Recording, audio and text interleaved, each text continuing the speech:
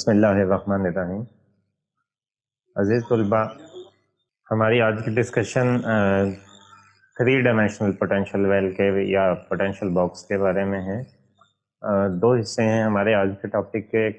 3 dimensional potential well के बारे में है जो कि हमारे प्रीवियस लेक्चर की कंटिन्यूएशन है, और दूसरा हिस्सा जो है वो क्वांटम स्टेट्स क्या होती हैं और डीजेनरेसी का क्या कॉन्सेप्ट है, इसके बारे में है हमारी आज की डिस्कशन। तो पहले हम जो है वो अपने प्रीवियस लेक्चर की कंटिन्यूएशन में 3D पोटेंशियल वेल को स्टडी करेंगे कि 3D पोटेंशियल वेल जो है इससे हमारी क्या मुराद है, इसको हम कैसे डिफाइन करेंगे, और इसके लिए जो कैलकुलेशंस हमने 1 डायमेंशनल पोटेंशियल वेल के लिए की थी, सिमिलर पैटर्न पे हम वही कैलकुलेशंस जो हैं, वही रिजल्ट्स जो हैं वो 3D पोटेंशियल वेल के लिए भी या बॉक्स के लिए भी फाइंड आउट कर सकते हैं। तो बिल्कुल सिमिलर पैटर्न है, उसमें आपने सिर्फ एक डायमेंशन में लेंथ ली थी, अब यहाँ एक्स में भी है, वाई में भी है और जी एक्सिस में भी आपके पास है। तो ये बिल्कुल 1 डायमेंशनल पोटेंशियल वेल की तरह ही है। बिल्कुल उसी तरह 3 डायमेंशनल बॉक्स के इनसाइड जो है वो पोटेंशियल जो है वो 0 है एवरीवेयर इनसाइड द बॉक्स, और आउटसाइड द बॉक्स जो है वो जिस तरह 1 डायमेंशनल पोटेंशियल वेल में हम कहते थे कि V not approaches to infinity, तो सिमिलर ट्रेंड आपको 3 डायमेंशनल बॉक्स में भी नजर आएगा। तो inside the box potential will be 0 and outside the box potential will tends to infinity. अगर आप इसके लिए श्रोडिंगर इक्वेशन लिखने की बात करते हैं for an electron that is inside the box, तो ट्रेंड वही यूज करेंगे जो आपने 1 डायमेंशनल केस में इलेक्ट्रॉन के लिए किया था, electron in 1 dimensional potential well.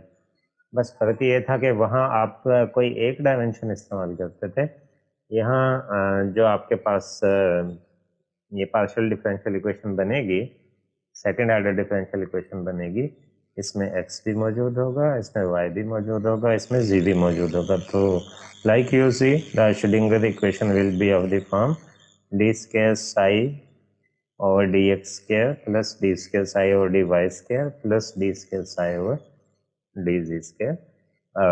दूसरी टर्म जो है वो सेम है, बस यहाँ पे आप ये देखिएगा कि वेव फंक्शन जो है ये x डिपेंडेंट भी है, y डिपेंडेंट भी है और z डिपेंडेंट भी है। Sai is also depends on x, y and z। तो ये बॉक्स मैंने यहाँ पे ड्रा भी किया है आपको दिखाने के लिए कि किस तरह एक वेल जो है उसको अगर 3 डायमेंशन में आप एक्सटेंड कर दें तो वो बॉक्स की फॉर्म जो है वो ले लेता है। तो जिस तरह आपने 3 डायमेंशन में श्रोडिंगर वेव इक्वेशन लिखी है, बिल्कुल इसी तरह आप इसके सोल्यूशन को भी फाइंड आउट कर सकते हैं। तो बाउंड्री कंडीशंस अप्लाई करके जो वेव फंक्शन की वैल्यू हमने कैलकुलेट की थी वो थी a sin के x 1 डायमेंशन के केस में।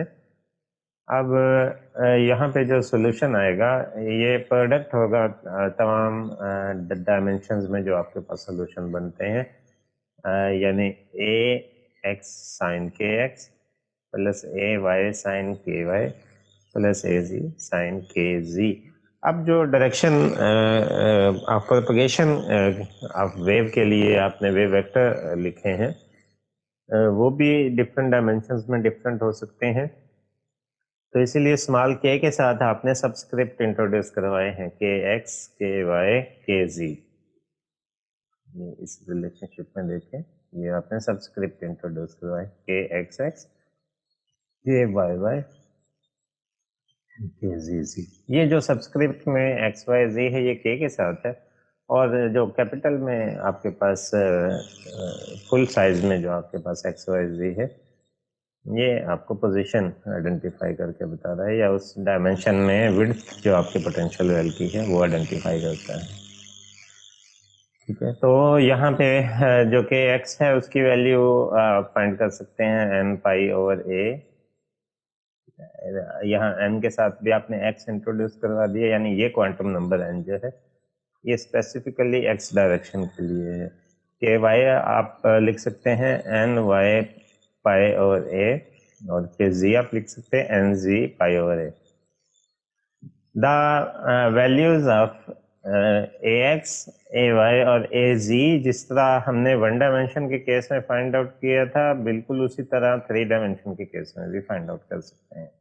ये सारी की सारी कैलकुलेशन हम कर नहीं रहे, हम उसी ट्रेंड पे जो है वो सॉल्यूशन लिख रहे हैं जिस ट्रेंड पे आपने वन डायमेंशन के लिए कैलकुलेशन की थी।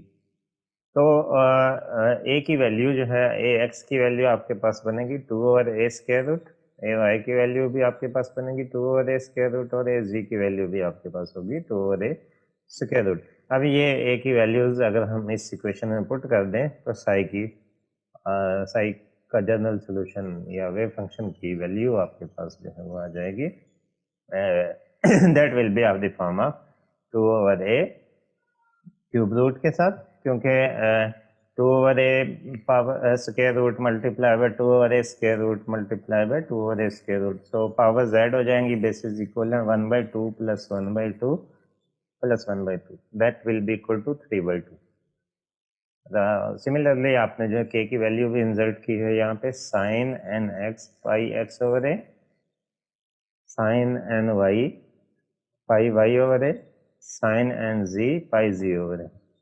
तो ये हमारे पास फाइनली हमारा वेव फंक्शन जो है वो बन गया। This is for the box. Finally जब आपके पास वेव फंक्शन मौजूद हो तो आप उसको लेके ओरिजिनल श्रोडिंगर इक्वेशन में रिप्लेस करते हैं, उसको पुट करते हैं, वहाँ से आप एनर्जी की वैल्यूज को कैलकुलेट करते हैं। तो वन डायमेंशन के केस में आपके पास रिजल्ट आया था एम स्क्वायर एच स्क्वायर और 8m ए स्क्वायर। तो यहाँ पे जब इस सॉल्यूशन के साथ आप जाएंगे और इसको सॉल्व करेंगे तो आपके पास जो एनर्जी की वैल्यू आएगी that is E N is equal to H square और 8m ए स्क्वायर। और यहाँ पे ये ब्रैकेट में देखें तीनों क्वांटम नंबर्स आ जाएंगे, एक्स के लिए जो है, जो वाई के लिए है, और तीसरा जो जी के लिए N X square plus N Y square plus N Z square. ठीक है, तो इसको अगर आप गौर से देखें तो एन एक्स एन वाई और एन जी तीनों क्वांटम नंबर्स हैं, और ये जो इक्वेशन है N X square plus N Y square plus N Z square बुनियादी तौर पे एक स्फीयर की इक्वेशन है। ठीक है, आप अगर मैथमेटिक्स को थोड़ा जहन में लेके आए तो X square plus Y square plus Z square is equal to R square एक स्फीयर की इक्वेशन होती है, और ये 8 जो है ये आइडेंटिफाई करता है, it is 1/8 of the volume of the sphere जिस रीजन के अंदर ये क्वांटम नंबर्स लाई करेंगे। तो इसलिए हम कहते हैं कि ये जो क्वांटम नंबर्स हैं they can all have positive integer values. ठीक है, तो collectively N X square plus N Y square plus N Z square को आप एन स्क्वायर के बराबर भी लिख सकते हैं। तो जिस स्फीयर की मैं बात कर रहा हूँ, जिस रीजन में स्पेसिफाई करने की बात कर रहा हूँ, तो स्फीयर को अगर आप 8 पार्ट्स में डिवाइड कर दें तो उसका जो पॉजिटिव ऑक्टेट होगा, 8वां हिस्सा होगा, उसके अंदर जो है ये तीनों क्वांटम नंबर्स जो हैं वो कलेक्टिवली लाई करेंगे। सो एनर्जी स्टेट्स जो हैं वो उस रीजन में हमें मिलेंगी, एन एक्स की वैल्यू, एन जी की और एन वाई की। ये क्या हो सकती हैं? All positive integer values. आगे चल के जब डेंसिटी ऑफ स्टेट का कंसेप्ट पढ़ेंगे तो उस स्फीयर को ड्रा भी करके देखेंगे किस तरह से ड्रा होती है और कहाँ पे उसका जो 1/8 पार्ट जो है वो ड्रा किया जा सकता है। सो अल्टीमेटली आपने एनर्जी की वैल्यू को कैलकुलेट कर लिया है। 3 डायमेंशनल पोटेंशियल वेल के लिए भी बिल्कुल सिमिलर इक्वेशन है जैसी 1 डायमेंशनल के केस में थी, बस फर्क ये है कि वहाँ पे सिर्फ एक क्वांटम नंबर था किसी एक डायमेंशन के लिए, यहाँ पे 3 क्वांटम नंबर्स मौजूद हैं, एन एक्स, एन वाई और N Z for 3 dimensional case. जब आप 3 डायमेंशनल पोटेंशियल वेल को स्टडी करते हैं या फाइनली हम उसकी एनर्जी की वैल्यू को फाइंड आउट करते हैं तो एक चीज़ बहुत ऑब्वियस है, आपके पास एक टाइम में किसी भी एनर्जी से रिलेटेड 3 क्वांटम नंबर्स को डिफाइन करना पड़ेगा। तो क्वांटम नंबर्स हैं आपके पास एन एक्स, एन वाई और एन जी, और उन पे कंडीशन मौजूद है, दे can all have positive integer values. तो इन 3 क्वांटम नंबर्स को मिला के आप डिफरेंट कॉम्बिनेशंस जो है वो बना सकते हैं। हर कॉम्बिनेशन जो है वो एक क्वांटम स्टेट कहलाएगा। एन एक्स की वैल्यू, एन वाई की और एन जी की जो भी इंटीजर वैल्यूज आपस में मिलेंगी तो वो जो एक सेट बनता है, एक कॉम्बिनेशन बनता है क्वांटम नंबर्स का, that set is called quantum state. ठीक है। अब डिफरेंट जब आप स्टेट्स बनाते हैं और उसकी वैल्यूज को उठा के आप एनर्जी के रिलेशनशिप में पुट करेंगे तो एनर्जी की वैल्यू सेम आ जाती है। अगर different quantum states same energy रखती हों तो हम कहते हैं कि ये जो क्वांटम स्टेट्स हैं ये डीजेनरेट स्टेट्स हैं, इनमें डीजेनरेसी पाई जाती है। जितनी number of states same energy रखती होंगी हम कहेंगे इन स्टेट्स के अंदर इतने फोल्ड डीजेनरेसी पाई जाती है, क्वांटम डीजेनरेसी पाई जाती है। So different states same energy अगर रखती हों, मिसाल के तौर पे हम एग्जांपल लेते हैं ऐसे केस में जिसमें तीन में से एक क्वांटम नंबर की वैल्यू 2 हो और बाकी जो दो हैं उनकी वैल्यू 1 हो। तो इसके तीन पॉसिबल कॉम्बिनेशन बनते हैं, 1 1 2, 1 2 1 और 2 1 1। ये थ्री पॉसिबल कॉम्बिनेशंस आपके पास बने हैं। इन तीनों की वैल्यूज को अगर आप उठा के एनर्जी के रिलेशनशिप में पुट करें तो तीनों केसेस में जो आपके पास एनर्जी की वैल्यू आएगी वो सेम आएगी। तो हम कहेंगे कि ये जो स्टेट है ये ट्रिपली डीजेनरेट स्टेट है या इसमें three fold quantum degeneracy exist करती है। ठीक है। ये इसके वेव फंक्शंस हैं आपके पास तीनों केस में। अब वेव फंक्शंस को अगर आप इनके देखें तो ऑलमोस्ट सेम है, और अगर एनर्जी की वैल्यू कैलकुलेट करें तो तीनों के केस में एनर्जी आएगी 6h² और 8m²। क्योंकि आपने रिलेशनशिप में ये जो रिलेशनशिप था एनर्जी का, इसमें nx ny और nz की जो वैल्यू पुट करनी है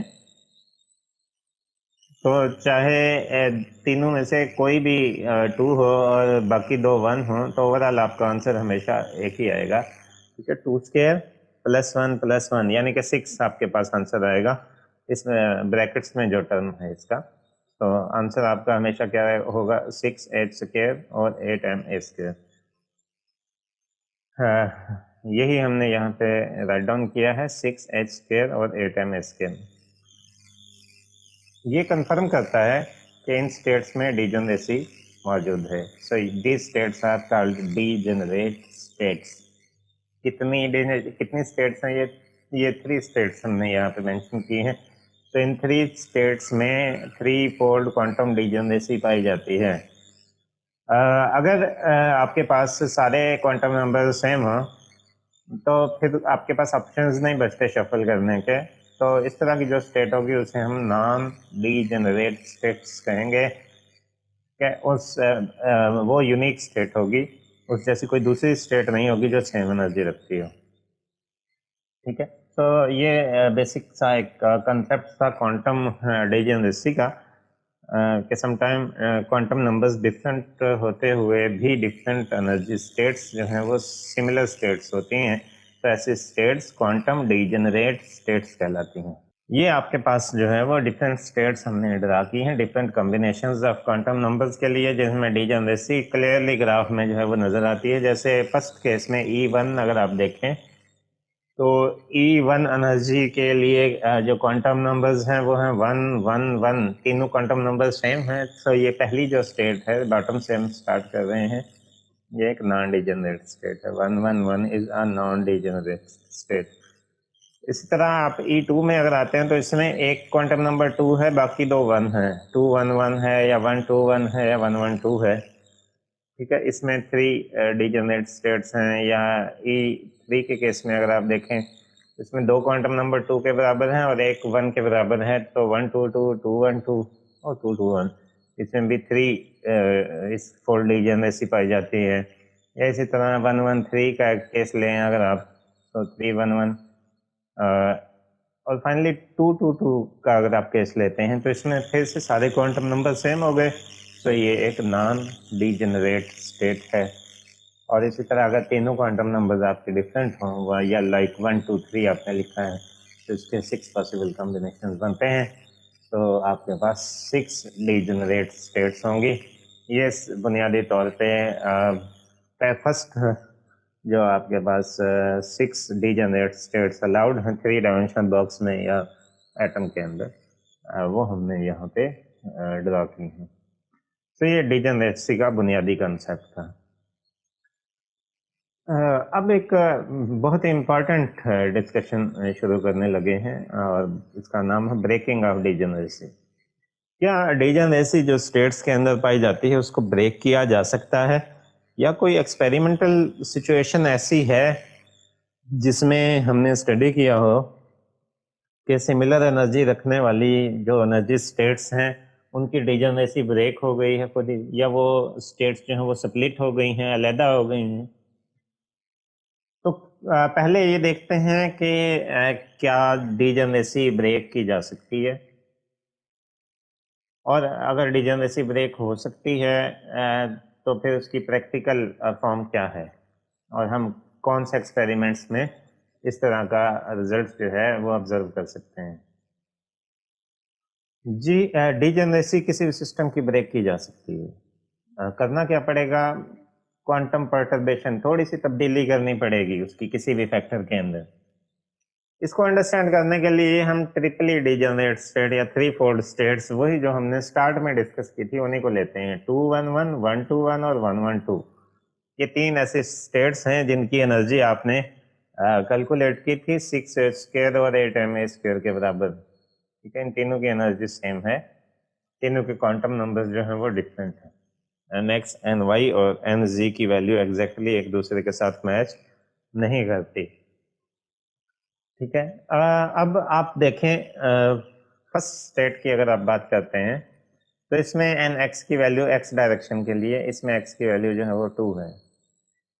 ठीक है, तो अगर nx लिखें तो 2² 4 हो जाएगा, ये nx के लिए वैल्यू है 0 फर्स्ट स्टेट की।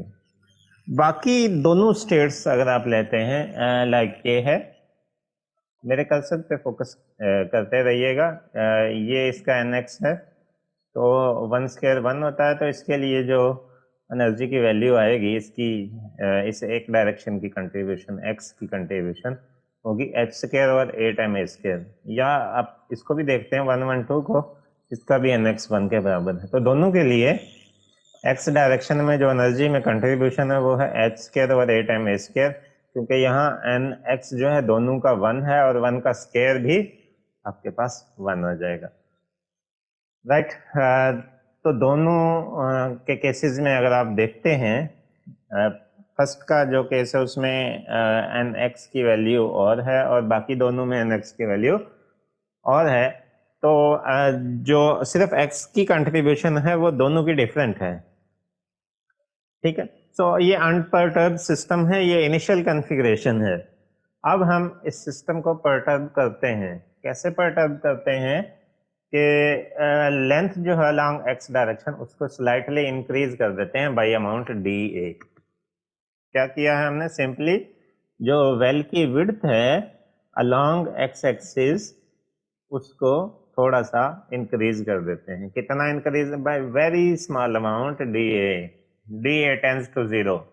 बहुत छोटी अमाउंट में आपने उसके अंदर परटर्बेशन की है, बाकी डायमेंशंस को आपने कांस्टेंट रखा है। ठीक है, तो पहली जो स्टेट है आपके पास 211 स्टेट जो है, उसके केस में x की जो एनर्जी के अंदर चेंज आएगी वो क्या होगी, डिनोमिनेटर में a के साथ dA आप इंट्रोड्यूस करवा देंगे, a प्लस dA²। ये वही वैल्यू है जो प्रीवियस स्लाइड पे हमने लिखी थी, 4h² और 8ma² था, तो अब a² की जगह आपने a प्लस dA² लिख दिया क्योंकि आपने डायमेंशन को इंक्रीज किया है। अब आपने बेसिकली जब dA को इंट्रोड्यूस करवाया तो डिनोमिनेटर बड़ा कर दिया। डिनोमिनेटर बड़ा होगा तो ओवरऑल एनर्जी की वैल्यू रिड्यूस हो जाएगी।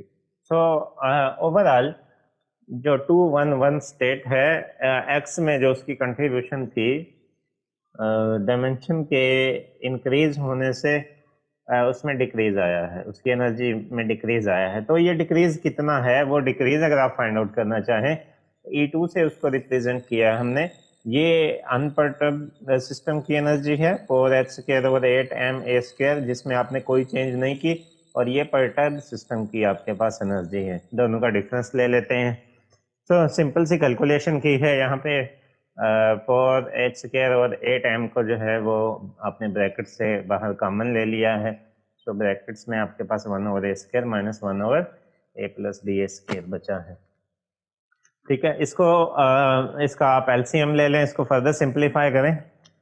जब आप इसको सिंप्लीफाई करने जा रहे हैं तो थोड़ी सी इसके अंदर जो है वो हमने सिंप्लीफिकेशन की है, और वो सिंप्लीफिकेशन जो है वो डी ए से रिलेटेड है। डी ए के स्मॉल होने की वजह से डी ए स्क्वायर टर्म जो है वो इसको इग्नोर किया है। सो डिनोमिनेटर में आपके पास जस्ट ए स्क्वायर बना है, और यहाँ पे ये स्क्वायर वाली टर्म जो थी इसको हमने इग्नोर कर दिया है। ठीक है, सो ये स्क्वायर से कैंसिल हो जाएगा। नोमिनेटर में आपके पास बनेगा 2DA, और ये एक ए जो है ये आपने यहाँ इस डिनोमिनेटर वाले एक ए के साथ कैंसिल कर दिया। पावर ए 4 थी तो आपने उसकी पावर ए 3 कर दी है, राइट। सो इस 4 को आप जो है वो ब्रैकेट में ले गए हैं। So H square over 8m a square is equal to 8DA over A. तो इतनी तब्दीली आई है अप्रॉक्सीमेटली फर्स्ट स्टेट 211 स्टेट की एनर्जी के अंदर एक्स की कंट्रीब्यूशन की वजह से, एक्स की डायरेक्शन में इतनी उसके अंदर तब्दीली आई है। अब हम बाकी दो स्टेट्स का देखते हैं कि उनकी एक्स के अंदर कितनी चेंज आई है। क्या उनमें भी एक्स को तब्दील किया तो यही चेंज आई, या कोई डिफरेंट चेंज आई है? तो उस केस में जो अनपर्टर्ब्ड एनर्जी थी वो थी एच स्क्वायर और 8m a स्क्वायर, क्योंकि दोनों का जो एन एक्स है वो 1 के बराबर है। दोनों का एन एक्स 1 के बराबर है, तो 1 स्क्वायर 1 ही होता है। तो ये एच स्क्वायर और 8m a स्क्वायर था। अब आपने परटर्बेशन की, ये एच स्क्वायर और 8m a plus D A square के बराबर हो। बिल्कुल उसी तरह आपने कैलकुलेशन की, बिल्कुल वैसा ही आपने रिजल्ट फाइंड आउट किया, और ये आपने जो है फाइनली E1 की वैल्यू फाइंड आउट कर ली। इन दोनों स्टेट्स की एक्स डायरेक्शन में जो एनर्जी है परटर्बेशन की वजह से उसमें ये चेंज आई है, H square over 8m a square 2DA over A. उसमें था 8DA ओवर ए और इसमें है 2DA ओवर ए। इसका मतलब ये हुआ कि दोनों की एनर्जी में जो चेंज आई है परटर्बेशन की वजह से वो सेम नहीं है। अगर दोनों की एनर्जी में परटर्बेशन की वजह से जो चेंज आई है वो सेम नहीं है, तो इसका मतलब जो नई एनर्जी आएंगी वो पहले वाले से कंसाइड नहीं करेंगी। तो इनकी एनर्जी में कोई क्लियर कट डिफरेंस आ गया, जो पहले जितना था उतना नहीं है, उससे मुख्तलिफ है, राइट। तो देखते हैं जी कितना होगा। तो डेल्टा ई फाइंड आउट करते हैं, E2 माइनस E1। तो ये आपने H square over 8m a square 8DA over A minus 2DA over A कर लिया। सो 8 माइनस 2 जो है वो 6 के बराबर आ गया। तो H square over 8m a square 6DA over A. तो अब ये नया इन दोनों की एनर्जी के अंदर जो है वो डिफरेंस है। इनिशियली इतना नहीं था, दोनों की अगर इनिशियली आप एनर्जी देखें तो उसमें इतना डिफरेंस नहीं था। वो था 4h square over 8m a square, और दूसरे के केस में था h square over 8m a square. अगर 4h square over 8m a square में से h square minus 8m a square को माइनस करते हैं तो 3h square over 8m a square आता है। So difference is very small. तो अब डिफरेंस है 6DA ओवर ए, उससे ऑलमोस्ट डबल डिफरेंस है इसका। तो इसकी वजह से हम देखेंगे कि डिजनरेसी जो है वो ब्रेक हुई है। अब इनिशियली देखें आप, इनिशियली ये तीनों स्टेट्स एग्जिस्ट करती हैं आपके पास, 211, 121, 112। इन तीनों की एनर्जी जो है वो सेम है। आपने परटर्बेशन की, परटर्बेशन करने के बाद आपने देखा कि जो 211 स्टेट है उसकी एनर्जी में डिक्रीज आया है इतना, H square over 8m a square 8DA by A. ठीक है, और ये जो दो स्टेट्स थी 121 और 112, इनकी एनर्जी में डिक्रीज हुआ है ये H square over 8m a square 2DA by A.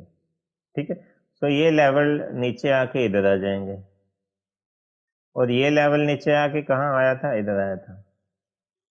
ठीक है, अब देखें जो आपके पास 211 स्टेट है उसका नया जो परटर्बेशन के बाद लेवल है वो ये है, और इनके परटर्बेशन के बाद लेवल्स ये हैं। तो इनमें एक क्लियर डिफरेंस आ गया है, और वो डिफरेंस कितना है ये देखें, यहाँ से लेके यहाँ तक, यहाँ से यहाँ तक ये डिफरेंस जो है वो मौजूद है। और ये डिफरेंस है एच स्क्वायर और 8m² 6da/a। ये डिफरेंस है, ये टोटल जो है ये h² और m² 8da/a के बराबर है, जैसे ये आप देख सकते हैं मेंशन किया है। इसमें से ये 2da माइनस कर दें तो बाकी जो है ये 6da/a के बराबर आ जाएगा। ठीक है, तो ये ग्राफिकल रिप्रेजेंटेशन है कि परटर्बेशन के बाद डिजेनरेसी ब्रेक हुई है। अब ये स्टेट्स नॉन डिजेनरेट स्टेट्स बनी हैं अगर आप फर्स्ट स्टेट को बाकी दो के साथ कंपेयर करते हैं।